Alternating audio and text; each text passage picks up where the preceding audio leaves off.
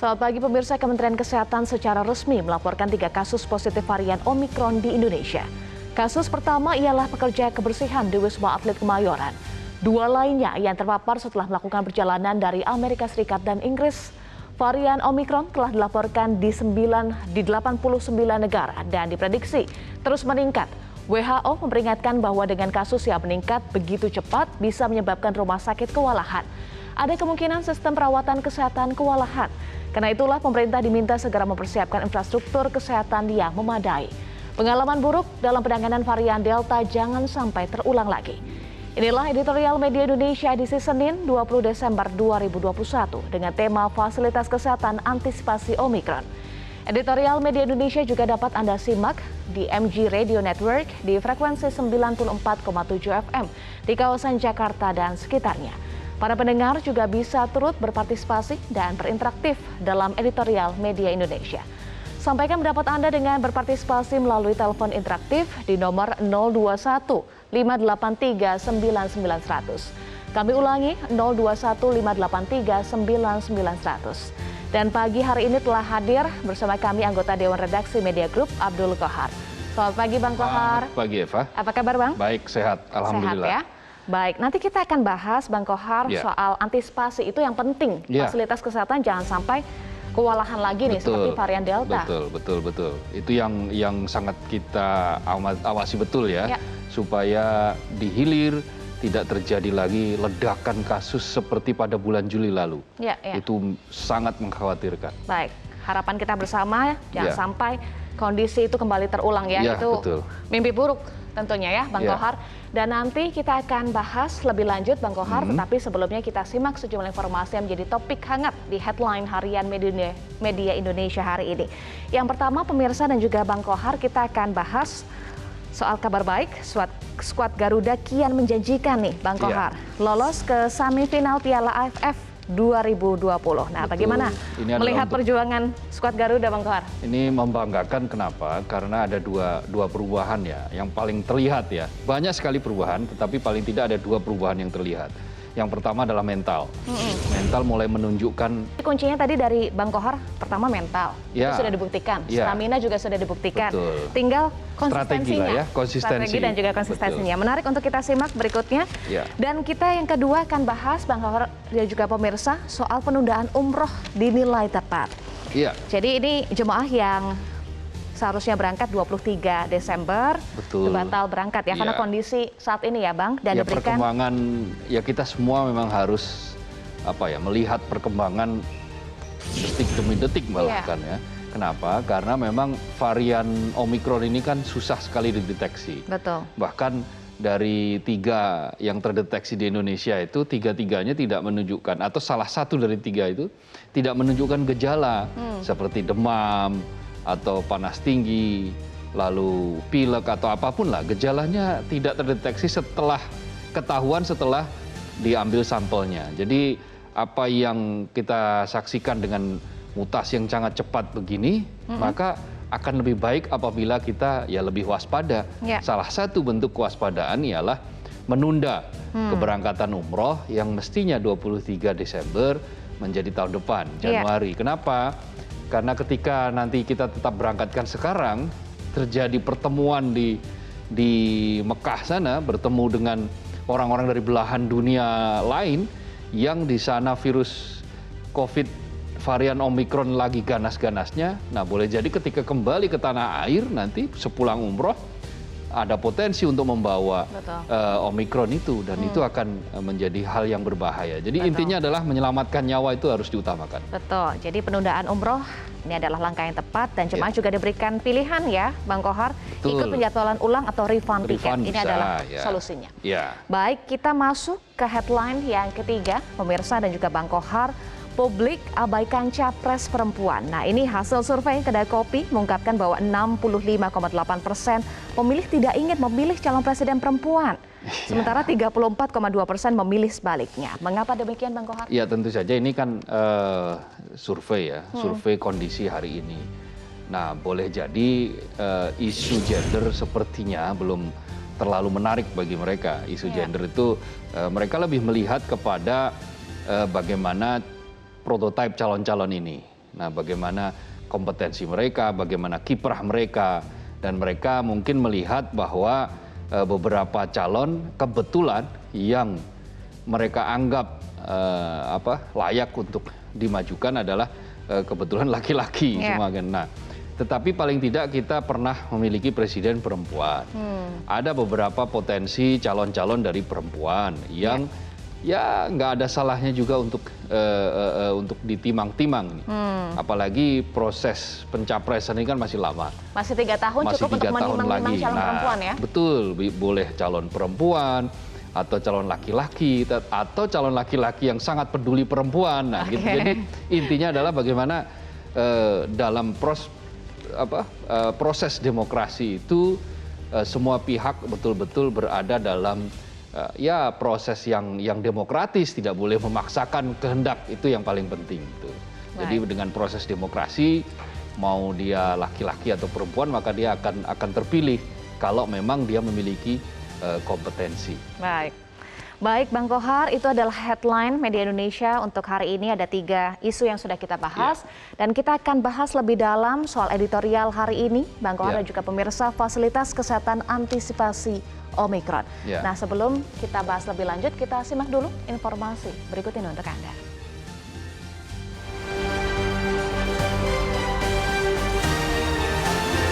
Fasilitas kesehatan antisipasi Omikron.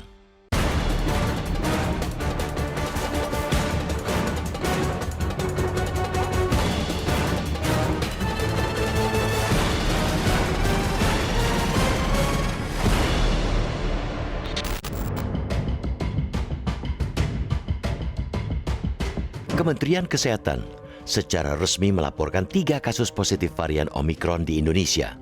Kasus pertama ialah pekerja kebersihan di Wisma Atlet Kemayoran. 2 lainnya yang terpapar setelah melakukan perjalanan dari Amerika Serikat dan Inggris. 3 kasus Omikron itu memperlihatkan negeri ini sedang tidak baik-baik saja. Sebab menurut WHO, penyebaran virus corona varian Omikron itu cepat sekali. Varian ini telah dilaporkan di 89 negara dan diprediksikan terus meningkat. WHO memperingatkan bahwa dengan kasus yang meningkat begitu cepat bisa menyebabkan rumah sakit kewalahan. Pasien rawat inap di Inggris dan Afrika Selatan misalnya terus meningkat. Mengingat jumlah kasus yang meningkat pesat, ada kemungkinan sistem perawatan kesehatan kewalahan. Karena itulah, pemerintah diminta segera mempersiapkan infrastruktur kesehatan yang memadai. Pengalaman buruk dalam penanganan varian Delta jangan sampai terulang lagi. Kalau terjadi lonjakan rawat inap akibat diterjang kasus Omikron, jangan ada lagi cerita rumah sakit kekurangan oksigen, obat hilang dari pasaran, tempat tidur ICU tidak cukup.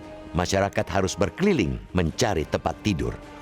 Kisah pilu kasus Delta ialah orang kehilangan nyawa karena fasilitas kesehatan tidak mampu mengantisipasi secara baik dan benar. Mempersiapkan fasilitas kesehatan merupakan upaya di hilir. Di hulunya, pemerintah wajib menjaga semua pintu masuk dan tidak kenal lelah mengadvokasi masyarakat untuk mematuhi protokol kesehatan. Menjaga pintu masuk bisa dilakukan dengan mengimbau masyarakat untuk tidak melakukan perjalanan ke luar negeri terlebih dahulu mengingat laju penularan Omikron yang semakin masif. Perjalanan ke luar negeri, apalagi hanya untuk tujuan pelesiran, hendaknya diurungkan. Mengurungkan niat bepergian ke mancanegara selain menyelamatkan diri sendiri, juga menyelamatkan orang lain. Dalam kaitan itulah, patut diapresiasi Kementerian Agama yang telah memutuskan untuk menunda keberangkatan jemaah umroh asal Indonesia. Semula, keberangkatan jemaah umroh dimulai pada 23 Desember 2021.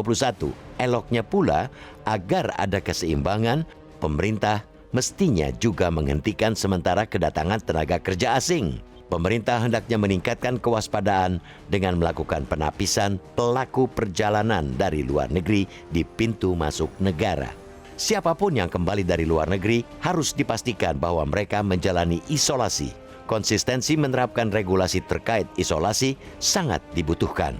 Regulasi itu jangan berjalan miring-miring, apalagi bila pelanggarannya bisa diselesaikan secara adat. Kata kuncinya ada pada penegakan hukum yang berjalan selurus-lurusnya.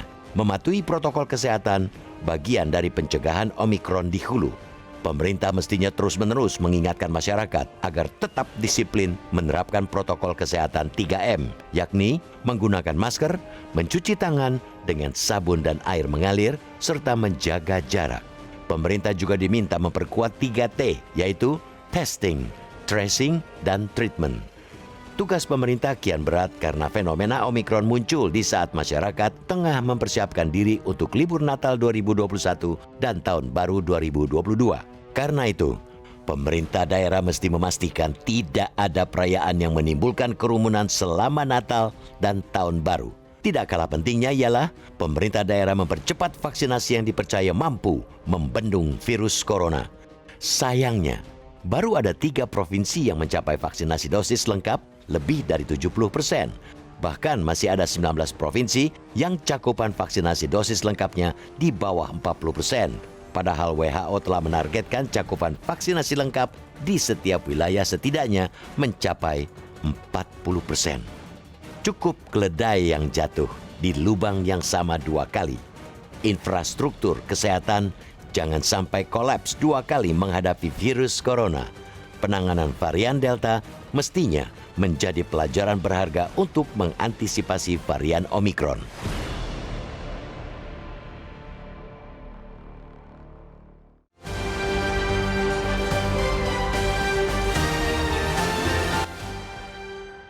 Ya, pemirsa dan juga Bang Kohar, tadi tegas editorial Media Indonesia menyatakan cukup keledai yang jatuh di lubang yang sama 2 kali, infrastruktur kesehatan jangan sampai kolaps 2 kali. Karena ini varian Omikron sudah menyebar di 89 negara dan begitu cepat. Sifatnya Omikron ini kan penularannya cepat.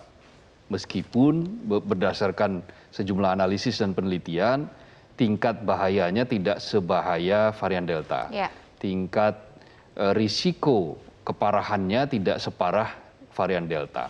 Tetapi apapun itu, bagi mereka yang rentan, yang punya komorbid, yang berusia lanjut, atau anak-anak bahkan, itu rentan sekali terkena ini dan siapa yang menggaransi bahwa tanpa treatment yang baik, maka mereka akan tidak berisiko menjadi korban. Karena itu persiapan itu jauh lebih penting. Apapun menyebar atau tidak, mudah-mudahan tentu saja kita berharap tidak menyebar. Cukup 3 orang yang terkena sekarang, yang dari varian Omikron ini. Tetapi fasilitas kesehatan harus betul-betul disiapkan. Itulah kenapa kita sebut ya supaya kita tidak jatuh di lubang yang sama 2 kali. Ketika varian Delta waktu itu hampir 57.000 dalam 1 hari dengan 2.000 lebih kematian per hari, maka ini tentu saja harus betul-betul kita waspadai karena kita sekarang kan tingkat penularannya per hari di bawah 300 sudah. Dengan tingkat kematian ya sekitar 10, 11 gitu. Kemarin malah cuma 4 gitu. Artinya kita sudah berhasil mengendalikan. Jangan sampai keberhasilan pengendalian ini membuat kita lengah. Di situ beberapa lapis yang tadi dikatakan di editorial Media Indonesia harus mulai kita kerjakan. Baik, dan kuncinya konkretnya antisipasi ya. Tetapi antisipasi seperti apa nanti kita akan bahas lebih lanjut usai jeda. Bang Kohar dan juga pemirsa tetaplah bersama kami di editorial Media Indonesia.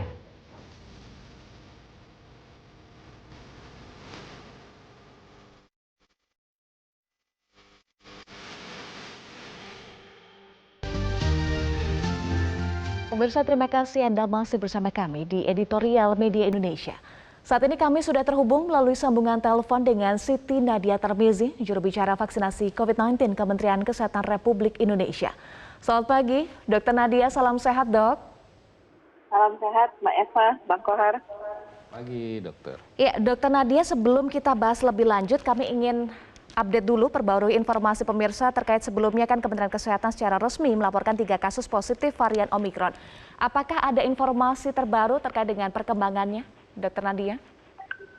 Iya, jadi kita ketahui saat ini kita sudah mendeteksi ya, yang sudah konfirmasi varian Omikron itu ada 3, yaitu yang pertama adalah petugas dari Rumah Sakit Wisma Atlet, dan yang 2 orang lagi yang kita umumkan di hari Sabtu itu adalah dari 5 kasus probable yang sudah disampaikan Pak Menteri Kesehatan sebelumnya. Ini 2 kasus yang hari Sabtu sudah confirm varian Omikron ini adalah WNI yang pulang dari melakukan perjalanan luar negeri ya. Yang satu itu adalah pulang dari Amerika Selatan, yang kedua adalah pulang dari Inggris ya. Jadi sampai saat ini sudah 3 kasus konfirmasi. Nah sementara itu dari hasil tracing kita terhadap kasus yang pertama, petugas yang berada di Wisma Atlet, yang kita ketahui bahwa dia tidak memiliki riwayat perjalanan ke luar negeri. Kita melakukan tracing 14 hari ke depan, tentunya untuk melihat potensi-potensi yang mungkin menjadi kontak erat dari kasus petugas ini, dan 14 hari ke belakang ya, sejak tanggal 8 Desember tepatnya pada waktu yang bersangkutan diketahui positif, itu untuk melihat dari siapa saja kemungkinan yang bersangkutan ini tertular. Dan kalau kita lihat dari hasil tracing yang kita lakukan, pada waktu itu ada 169 ya warga negara Indonesia dari luar negeri yang berada di Wisma Atlet, dan kita mencurigai ya ada 1 orang yang WNI pulang dari Nigeria yang positif pada tanggal 27 November.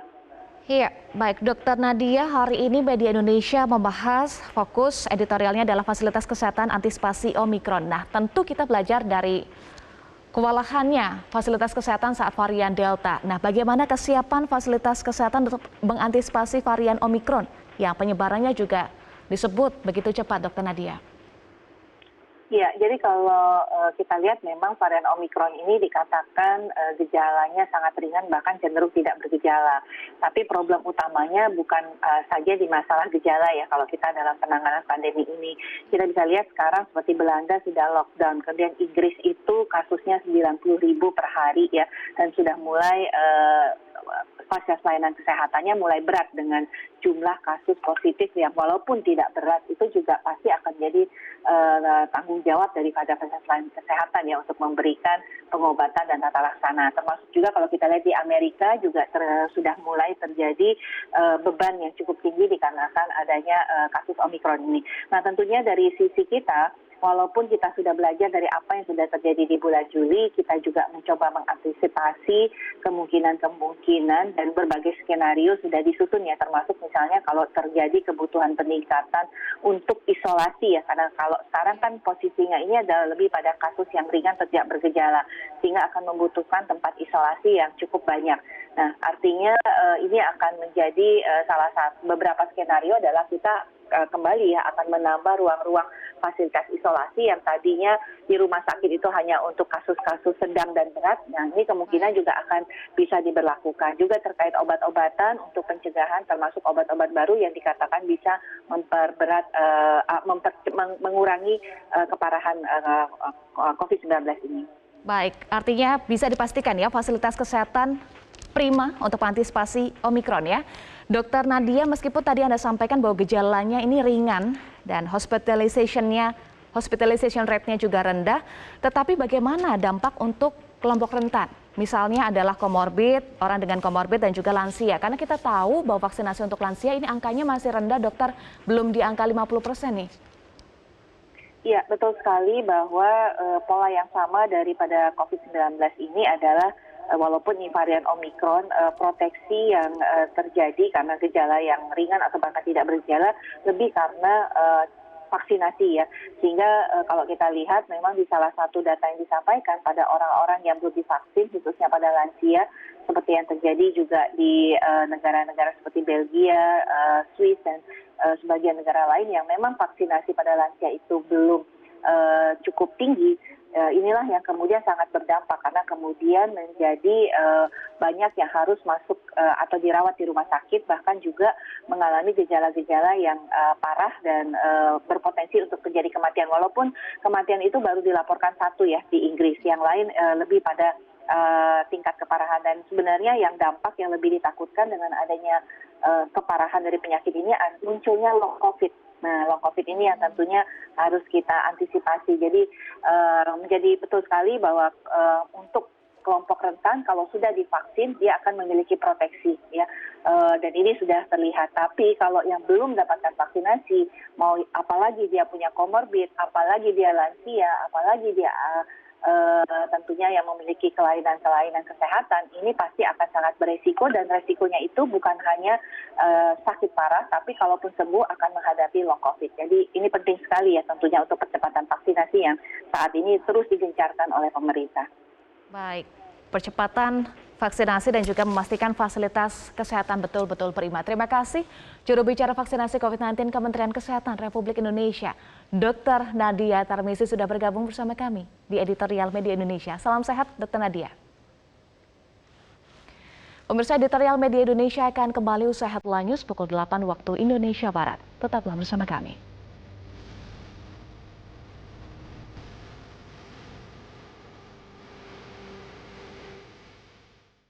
Pemirsa, terima kasih Anda masih bersama kami di Editorial Media Indonesia.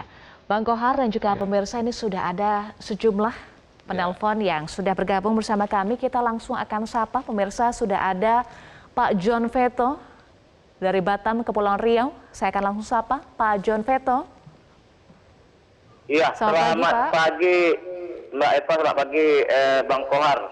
Pagi Pak John. Silakan Pak John. Ini ya, fasilitas kesehatan antisipasi Omikron ini memang betul-betul kita persiapkan lah setiap provinsi, apalagi di daerah perbatasan dengan negara tetangga ya seperti Kepri itu, yang udah ada masyarakat yang kena di Omikron ini. Karena kita ada pengalaman, Eva, ya, Mas Kohar. Setahun yang lewat kita betul-betul chaos, kita dibikin panik keseluruhan, oksigen habis, tempat hunian di tidur tak ada lagi pasien, tidak lagi. Mudah-mudahan ini jadi pelajaran, dan lagi masyarakat juga tidak boleh abai, ya. Saat kami agak bangga di KPI karena capek vaksin kami itu udah di atas 70%, ya. Apresiasi bagi TNI Polri, ya. Kalau di KPI ini nelayan pun didatangi juga ke kapal-kapalnya untuk divaksin. Ini yang sangat bangga nih kami di KPI oleh Airut, oleh Angkatan Laut. Ini seharusnya begitu juga hendaknya daerah-daerah lain. Dan kita sampai kayak di Inggris. Di Inggris 3 hari aja 70.000 ya, Omikron ini. Kenapa? Masyarakatnya contohnya abai untuk vaksin. Nah, kita mudah-mudahan kita ada pengalaman, dan lagi untuk kunjungan ke luar negeri itu, stoplah dulu imbauan Presiden. Sedangkan umroh aja di stop, apalagi ini. Itulah ya dari saya. Makasih. Ya. Baik. Terima kasih Pak John Veto dari Batam, Kepulauan Riau. Selanjutnya kita akan sapa Ibu Indra di Cirebon, Jawa Barat. Selamat pagi Ibu Indra. Selamat pagi Mbak Eva Waundo dan Bung Abdul Kohar. Assalamualaikum warahmatullahi wabarakatuh, Metro TV. Waalaikumsalam warahmatullahi wabarakatuh. Silakan Ibu Indra. Pertama kemunculannya, seakan manusia itu diingatkan oleh sang pemilik kehidupan bahwa manusia itu sama. Nah, menghadapi COVID-19 ini, semua harus melakukan hal yang sama. Menjalankan prokes dan saling membantu secara sosial. Nah, agak melandai, dan sekarang sepertinya diingatkan lagi bahwa perlakuan terhadap penduduk dunia ini tidak sama. Munculnya Omikron ini di Afrika Selatan itu ternyata menurut survei terjadi karena ada kesenjangan atau ketimpangan dalam pemberian vaksin COVID-19. Negara-negara kaya sudah hampir 90%, sementara di Afrika Selatan sendiri jauh sekali. Kita diingatkan bahwa negara-negara kaya itu harus segera mempercepat memberikan bantuan vaksin kepada yang tidak berpunya. Nah, bukankah penanganannya adalah tingkatkan kesiagaan memberikan vaksin dan mengurangi mobilitas. Semua manusia diharapkan berkelakuan sama. Nah, kita lihat sendiri seperti di DKI malahan ingin peningkatan booster itu dipercepat, vaksin ketiga. Nah, tapi itu tidak apa, asal 80% dari penduduk DKI sudah divaksinasi ke 1, kedua. Sementara Papua melarang jangan lagi keluar negeri. Penduduknya dilarang keluar daerah karena 23 kabupaten masih kurang dari 50% vaksinasinya. Malah ada 13 kabupaten yang kurang dari 10%. Nah, ini yang harus dilakukan rata. Desa kami sendiri di Cirebon segera mengadakan, ya kalau orang Cirebon bilang diuprak untuk segera vaksin. Dan pemerintah Surabaya, kota Surabaya itu bagus, langsung bergerak. Di tiap RW ada untuk vaksinasi. Mungkin itu yang harus kita lakukan. Perlakuan yang sama terhadap seluruh penduduk dunia. Terima kasih. Assalamualaikum warahmatullahi wabarakatuh. Waalaikumsalam warahmatullahi wabarakatuh. Terima kasih Bu Indra dari Cirebon, Jawa Barat. Kita bergeser ke Pak Atep dari Padang, Sumatera Barat.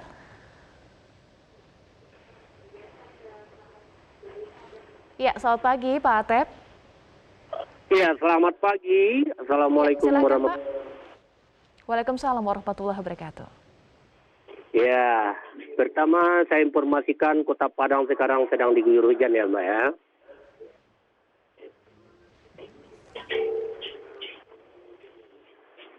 Iya Pak Atep. Iya. Ini Omikron ini sudah datang ke Indonesia gitu.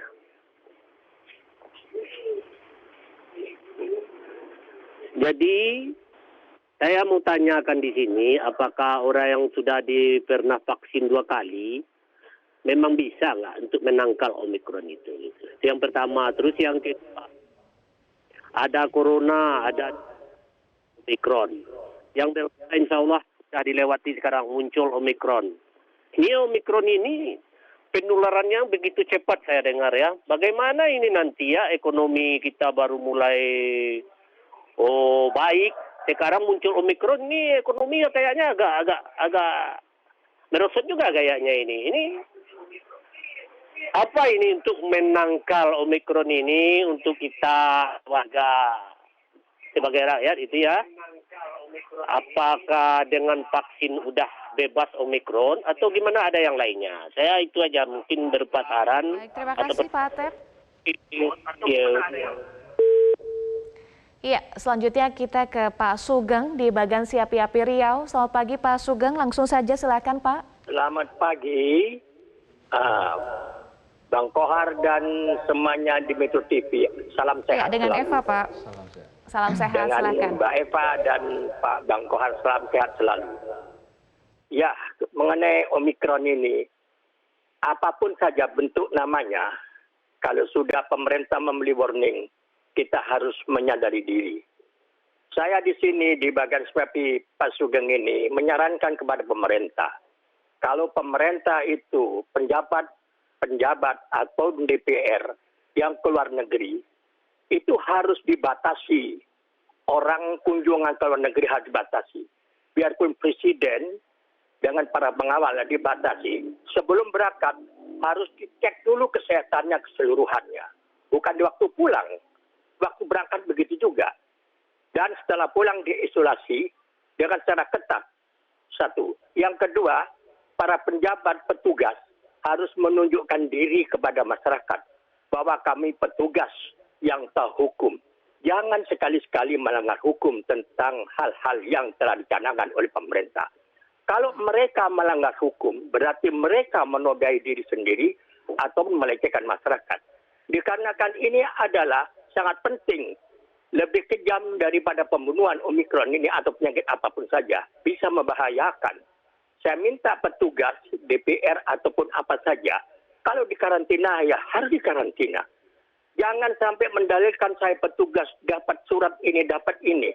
Itu yang tidak senang kami selaku masyarakat. Dan yang ketiga, sekarang ini kan menghadapi tahun baru dan hari Natal ini sudah di muka bibir kita, di muka pintu. Ini betul-betul diperketat. Saya minta dengan segala hormat kalau mendengar apa pembicaraan saya ini, untuk di pusat kepolisian maupun TNI, petugas-petugas itu harus betul-betul mengamankan. Yang tegas tetapi santun. Jangan tegas tidak santun. Masyarakat memerlukan adalah sesuatu kesantun dan ketulusan kebaikan. Karena masyarakat sudah terlalu diombang-ambing oleh penyakit ini. Soal penyakit namanya Omikron dan segalanya itu, bagi saya tidak mau tahu. Penyakit si A di si B itu kalau memang membahayakan, kita harus berwaspada diri. Dan saya minta kepada petugas sekali lagi, kepada para penjabat tadi saya sampaikan, kalau berangkat luar negeri harus dibatasi dan betul-betul isolasi. Masyarakat melihat itulah petugas memberikan contoh. Jangan petugas pulang ke luar negeri menyombongkan diri, saya ini karena petugas.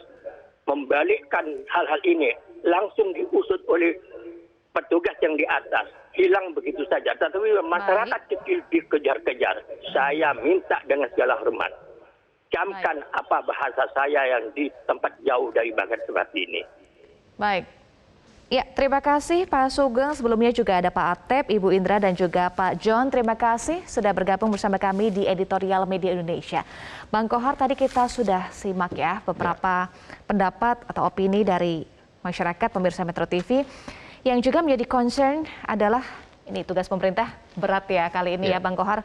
Bukan hanya kita menghadapi Omikron yang sudah terdeteksi, tetapi juga ini jelang Natal dan Tahun Baru mobilitas dikhawatirkan potensinya. Yang paling penting adalah bagaimana kita menjaga di hulu. Jadi ketika di hulu itu beres, maka di hilirnya juga akan lebih mudah.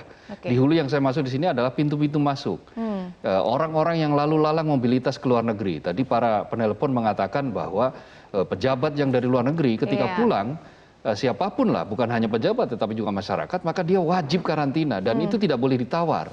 Saya menjadi ingat ketika skuad timnas Indonesia di Singapura, Elkan Bagot, yang kemudian hasil tracing menunjukkan salah satu penumpang pesawat yang ditumpangi oleh Elkan Bagot itu terkena COVID-19 varian Omikron, maka dia juga wajib karantina 5 hari dan itu tidak bisa ditawar. Sudah dinego berkali-kali tidak bisa. Indonesia mestinya juga seperti itu. Tetapi yang kita saksikan kan ada selebritas, ada tokoh yang baru pulang dari luar negeri, dia melakukan karantina mandiri katanya. Tetapi ternyata ketika melakukan karantina mandiri, dia belanja, keluar, karantina belum selesai sudah keluar. Itu namanya bukan karantina.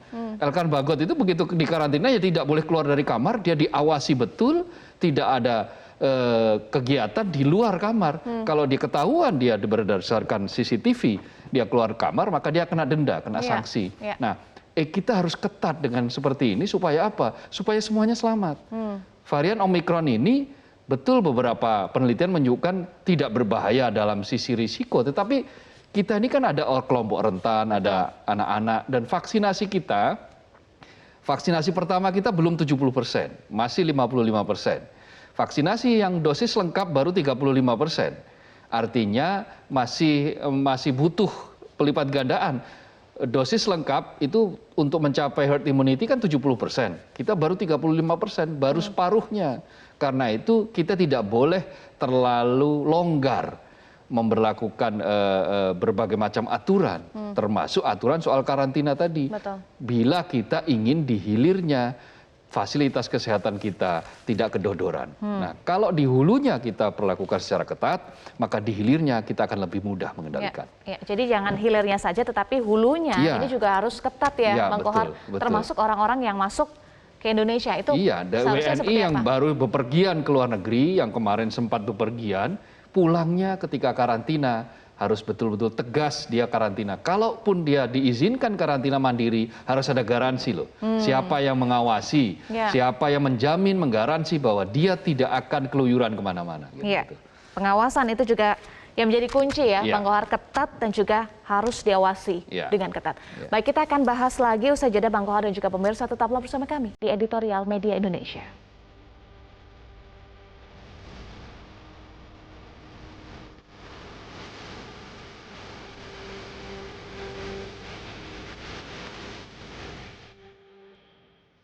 Anda kembali di Editorial Media Indonesia, masih bersama kami Bang Kohar. Biasanya kan kalau libur Natal, Tahun Baru, lebih memilih ke luar negeri. Padahal pemerintah juga sudah meminta untuk masyarakat jangan ke luar negeri, karena ini berbahaya juga untuk mencegah masuknya varian Omikron kembali ke Indonesia. Iya betul kan, sebelum ada virus corona, sebelum virus COVID-19, itu data menunjukkan, data di imigrasi ini, tahun 2016 itu orang yang ke luar negeri di akhir tahun itu ada 8 jutaan.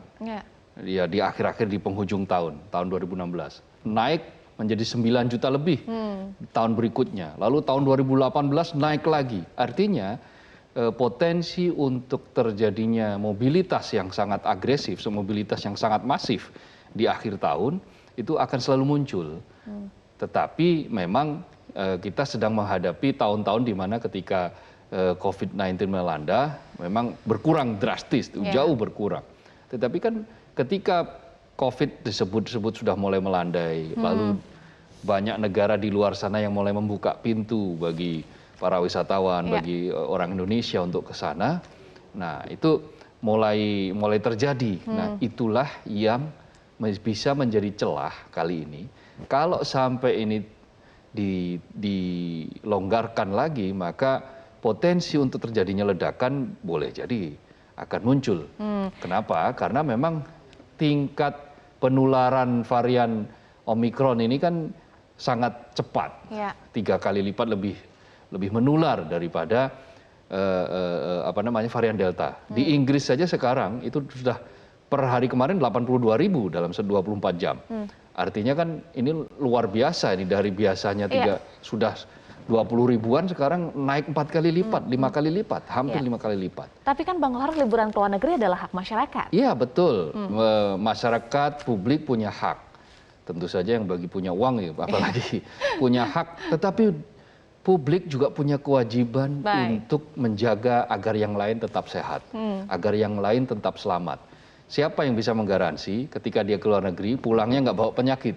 Nah, kalau dia bisa menggaransi itu dan itu betul-betul terjadi dan tidak bocor di mana-mana, dia bisa karantina dalam kurun waktu sebagaimana aturan, maka ya itu bisa kita relatif bisa menjaga.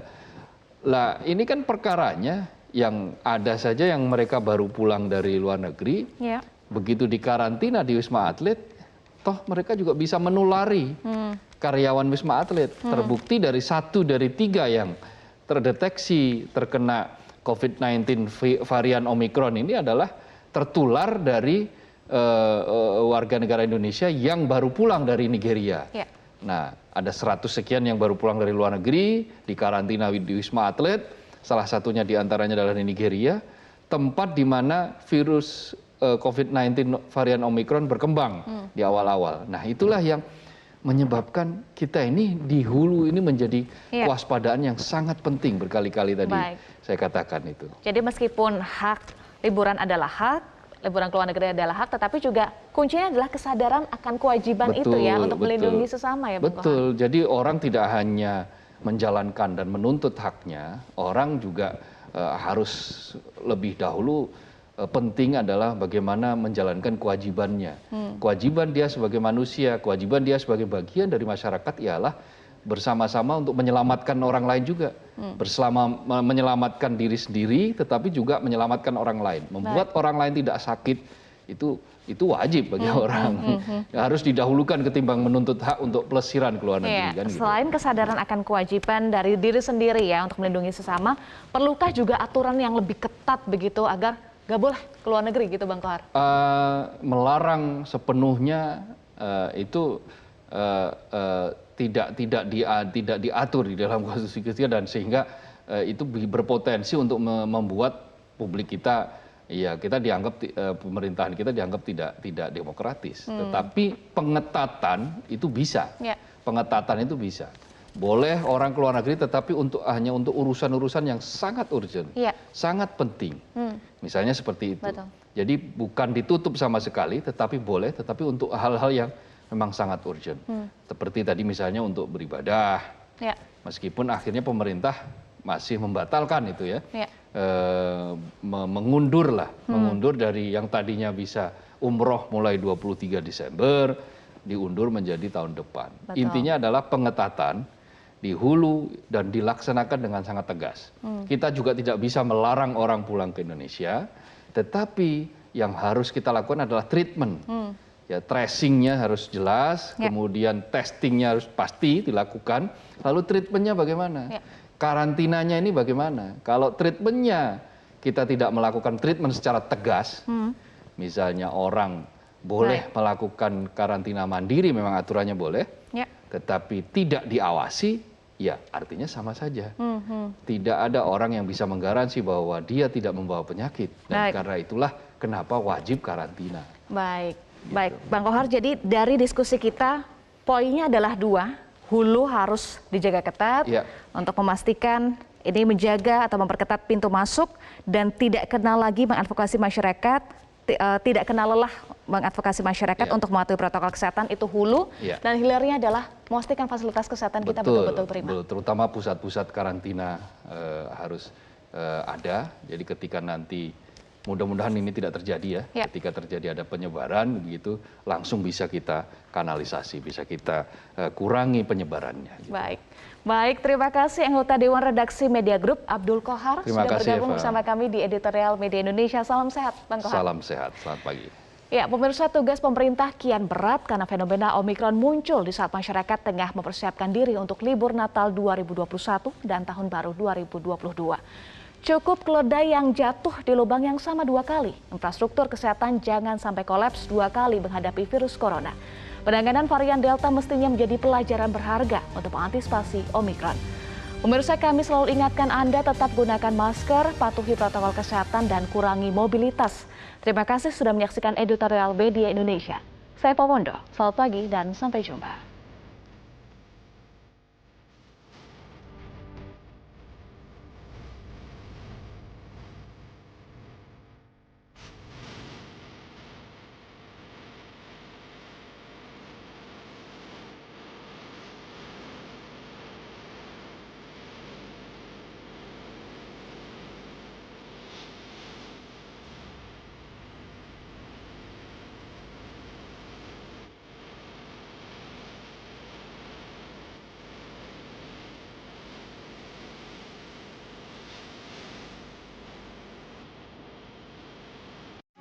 Metro TV